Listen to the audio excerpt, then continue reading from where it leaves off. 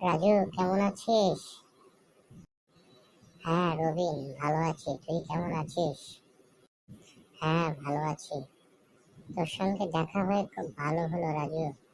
আব্বা কিছু কথা বলছে, সেগুলো একটু শুনবি?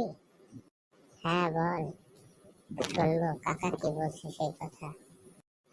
অপরিচিত কারোর সঙ্গে কথা বলতে না করছে, ব্যক্তিগত তথ্য শেয়ার করতে না বলছে, একা একা কোথাও যাওয়া যাবে না, বিপদের সময় চিৎকার করতে বলছে, রাস্তা পারাপারের সময় নিয়ম মেনে চলতে হবে, ইন্টারনেট ব্যবহারে সতর্কতা থাকতে হবে, আগুন ও বৈদ্যুতিক জিনিসের থেকে দূরে থাকতে হবে, কারো সাথে কোথাও গেলে বাবা মাকে অবশ্যই জানাতে হবে, শরীর অসুস্থ লাগলে জানানোর অভ্যাস এবং তাদেরকে বলতে হবে।